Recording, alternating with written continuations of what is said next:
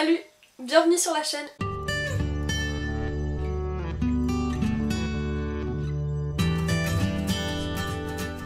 Et bienvenue dans cette nouvelle vidéo de mon challenge, une vidéo par jour pendant un mois. Aujourd'hui nous allons parler d'un livre tendre, un livre qui m'a touchée, un livre avec une histoire bouleversante mais très belle, remplie de joie, d'espoir, mais aussi de tristesse, de mensonges et de chagrin. Ce livre, il s'agit de Même les méchants rêvent d'amour de Anne Galion, qui est publié pour mon exemplaire chez le livre de poche.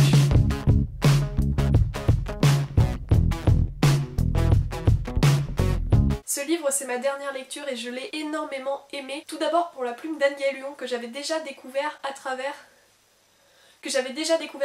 Les Demoiselles, que j'avais tout simplement adoré. Et pour vous raconter une petite histoire, ce livre-ci, en fait, je l'ai acheté lors de la rencontre avec Anne Galion pour la parution de son nouveau livre, donc Les Demoiselles. Et au moment où cette rencontre a eu lieu, je venais de poster mon avis sur Les Demoiselles avec une photo dans un champ de blé. Et Anne Galion se souvenait de moi. Elle se souvenait de ma chronique, elle se souvenait de ma photo pour son livre Les Demoiselles. Et lorsque je lui ai demandé de me dédicacer Même les méchants rêvent d'amour, elle m'a écrit un petit mot. Merci pour ces photos si poétiques et ces belles chroniques. Bien sûr, elle avait ajouté une bise tendre et ensoleillée. Enfin bref, j'engageais déjà cette lecture avec un petit soleil dans le cœur parce que cela m'avait beaucoup touché cette rencontre, cela m'avait beaucoup touché que l'autrice se souvienne de moi et qu'elle fasse si attention à ses lecteurs. Du coup, lorsque j'ai engagé cette lecture, j'avais déjà le sourire jusqu'aux oreilles et je n'ai pas été déçue, ça a été une lecture magnifique. Dans ce livre, nous allons faire la rencontre de Julia qui va, en même temps que se découvrir elle-même, va découvrir le passé de sa grand-mère, Janine. Janine, elle a 89 ans passés et sa mémoire s'effiloche. Ses souvenirs sont en train de la quitter et pour éviter de tout perdre, cette dernière a réalisé des listes, a écrit sur son passé dans un carnet, et c'est ce carnet que Julia, sa petite fille, va découvrir. À travers les écrits de sa grand-mère, Julia va découvrir une toute autre Janine, une Janine passionnée mais une Janine aussi meurtrie par un mensonge, et c'est toute l'intrigue de ce livre qui se déroule entre deux temporalités, c'est-à-dire entre les écrits, les souvenirs de Janine et les lettres qui appartiennent au passé, et l'autre partie ce sera dans le présent, là où Janine commence à perdre la mémoire, là où Julia découvre la vérité, et là où Julia va se découvrir elle-même.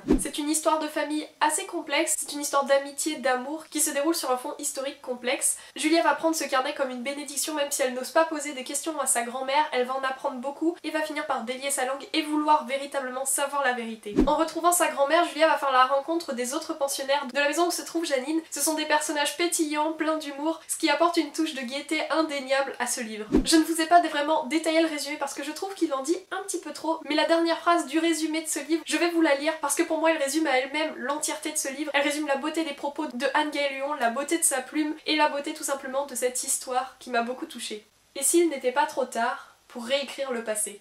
En fait, ce livre, c'est un concentré d'amour, de bienveillance, de rencontres, et cela met du baume au cœur. Ça fait du bien de lire une histoire où l'on ne voit pas les pages défiler tant la plume est légère, elle n'est jamais trop pesante, jamais trop touchante, juste ce qu'il faut pour verser une petite larme et se sentir inclus dans une si belle histoire. Ce livre présente une histoire profonde, mais il reste malgré tout un feel good, parce que comme je vous disais juste avant, la plume de Anne Galion est très légère, mais empreinte d'une forme de vie indéniable. En fait, c'est de la poésie, mais de la poésie parlée, de la poésie que l'on peut comprendre aisément, de la poésie qui ne joue pas spécialement sur les sonorités du mot, mais plutôt sur leur sens. Personnellement, j'ai eu beaucoup de choses à noter dans ce livre, il y a énormément de post-it et j'en avais pas assez, donc vous allez peut-être me taper, mais j'ai plié les pages.